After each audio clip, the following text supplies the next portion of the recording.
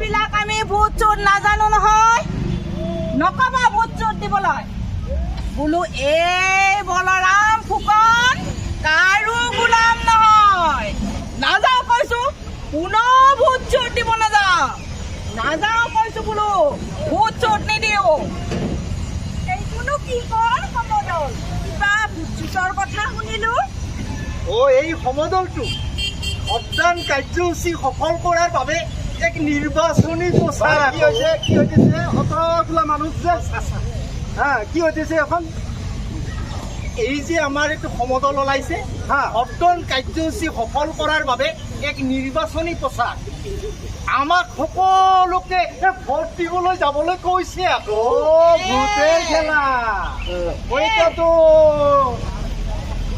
Vote দিবলৈ কল বুলি আমি ভোট দিম নে নাই নিদিওঁ এওঁলোক ক'লে বুলি আমি ভোট দিম নে ঘৰত অতবোৰ কাম কৰি আছে আকৌ এই পাচলি নিবিকিলে ঘৰত খাবলৈ নাই নিদিওঁ বুলিছো নহয় নিদিওঁ ভোট নাই ভাই ঠিকেই কৈছ আমাৰো অনেক কামত ঠেকা আছে চাওকচোন অনেক কামত ঠেকা চাচা শুনকচোন আচলতে আপোনালোকে বুজিকে পোৱা নাই মানে কি কৈছে কি নকৈছে কিহৰ বিষয়ে আলোচনা কৰি আছে মই ইহঁতে একো বুজি পোৱা নাই ইয়াত মানুহবিলাকে কি আলোচনা কৰিছে আপুনি কিবা ক'ব নেকি আলোচনা মানে এওঁলোকে যে আমাক ভোট দিবলৈ কৈছে কিয় দিম কিহৰ কাৰণে দিম ভোট নাই নিদিওঁ বোলো কোনোবা মন্ত্ৰীয়ে হওক বোলো কোনোবা MLA হওক তাত আমাৰ মূৰ ঘামোৱাৰ কোনো দৰকাৰ নাই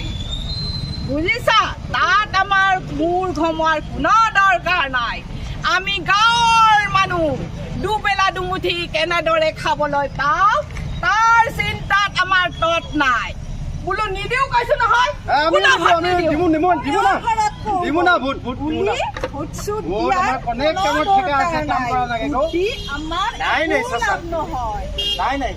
আপোনালোকে ভুলকৈ বুজিছে ভাৰতীয় নাগৰিক হিচাপে আমাৰ এই ভোটদান হ'ল সাংবিধানিক অধিকাৰ কি অধিকাৰ কৈছাহে তুমি কোনো অধিকাৰ নাজানো নকবা কোনো অধিকাৰৰ কথা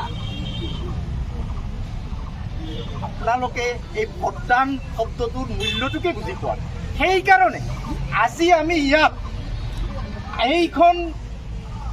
এইখন পথাৰতে আমি কি কৰিম এখন নিৰ্বাচনী সভাৰ আয়োজন কৰিছোঁ আৰু এই সজাগতা সভাখনত আমাৰ চহৰৰ পৰা বাইদেউ এগৰাকী আহিব আপোনালোকক ভোটদান সম্পৰ্কে বুজাবলৈ আৰু তাত আপোনালোকে বুজি নোপোৱা বহু কথা তেওঁ আপোনালোকক ভালকৈ বুজাই দিব আৰু বাইদেৱে আজি আমাৰ মাজত বাইদেউ আহক বাইদেউ মাস্টারজি আমাকে ভাষা বুঝাবেন আমি শহর থেকে আইছি তো আমি তো শহর থেকে আইছি আমি কেনকে ভোট দেই আমি তো জানি না আমাকে অলপ বুঝাই দিবেন আমি শহর থেকে আইছি তো অলপমান ধৈৰ্য ধৰি শুনক ৰাইজ শুনক আপোনালোকক আজি আমাৰ এই বাইদেউগৰাকীয়ে ভোটদান সম্পৰ্কে ভোট আমি কিয় দিব লাগে আমি ভোটদান কাৰ্যসূচী কিয় সফল কৰিব লাগিব এই বিষয়ে সকলোকে ভালকৈ বুজাই দিব বাইদেউ আপোনাক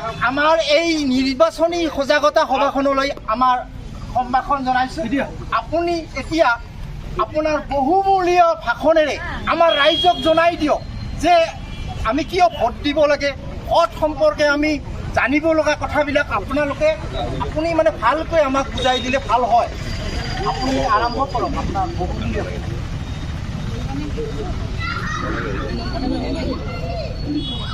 মোৰ শ্ৰদ্ধাৰ ৰাইজ পোনপ্ৰথমে মই ৰঙালী বিহুৰ আপোনালোকক জনাইছোঁ শুভেচ্ছা লগতে এই চেগতে মই আপোনালোকক জনাইছোঁ আগন্তুক 7 মে তাৰিখৰ নিৰ্বাচনৰ বাবে ওলক ৰাইজ মই আজি এক বিশেষ কাৰণত ইয়াত উপস্থিত হৈছোঁ সেয়েহে মোৰ কথাখিনি যদি অকণমান সময় দি পেলাই ধৈৰ্য সহকাৰে শুনে মই আপোনালোকৰ ওচৰত যথেষ্ট কৃতজ্ঞ হৈ ৰ'ম মোৰ শ্ৰদ্ধাৰ ৰাইজ আপোনালোকে কওকচোন আমি বাৰু ভাৰতীয় নাগৰিক হয় নে নহয় ভাৰতীয় নাগৰিক আমি যদি ৰাইজ ভাৰতীয় নাগৰিক হয় সেই হিচাপে আমাৰ জানো কিছু দায়িত্ব কৰ্তব্য নাই?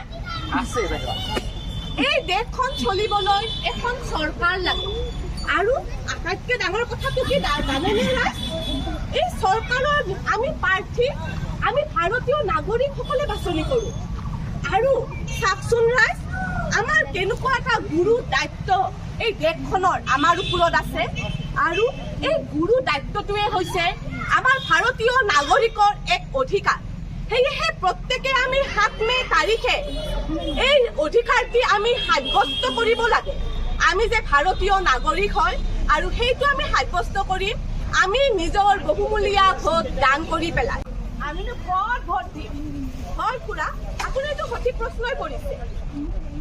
আপোনালোকে কাক ভোট দিয়ে ৰাইজ, সেইটো সম্পূৰ্ণ আপোনালোকৰ ব্যক্তিগত কথা।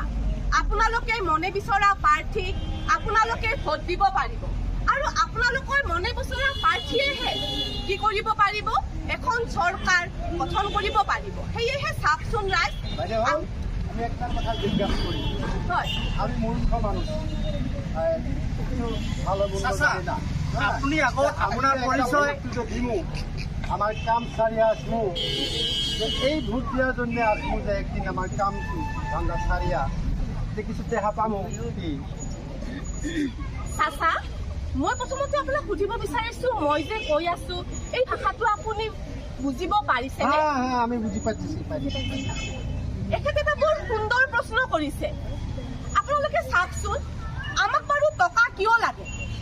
মোৰ নিজৰ কাৰণে, নতুন প্ৰজন্মৰ কাৰণে, মোৰ ল'ৰা ছোৱালীৰ কাৰণে। কিন্তু আমাক যদি টকা দি পেলাই আমি যদি ভোট দিওঁ তেতিয়াহ'লে কি হ'ব? সদায় ধনী শ্ৰেণীটোৱে ভোট টকা দি পেলাই ভোটটো কিনি ল'ব আৰু এখন দুৰ্নীতিগ্ৰস্ত চৰকাৰ গঠন হ'ব।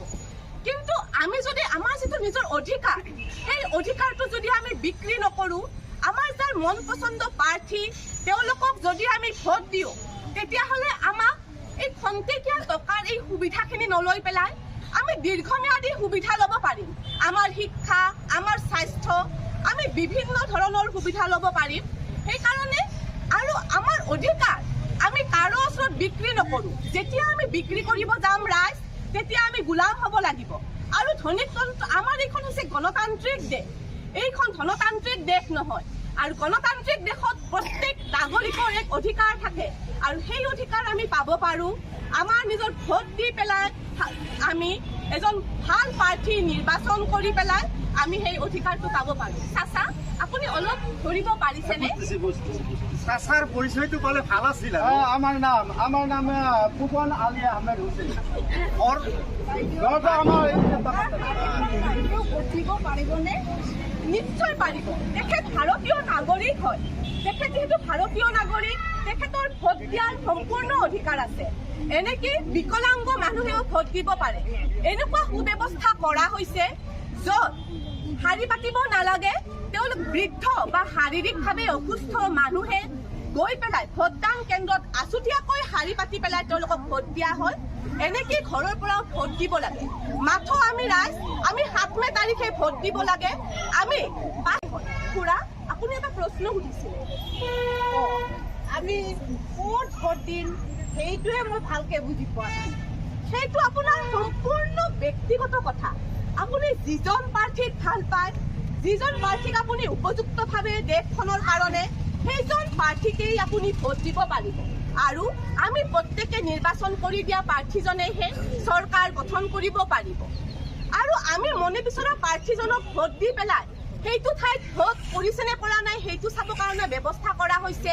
ভোট দিয়াৰ পিছতে 7 ছেকেণ্ডৰ কাৰণে এখন শ্লিপ ওলাই আহিব। তাত আমি মনে বিচৰা প্ৰাৰ্থীজনক দিলোঁ যে ভোট, সেইটো পৰিলে নে পৰা নাই আমি গম পাম।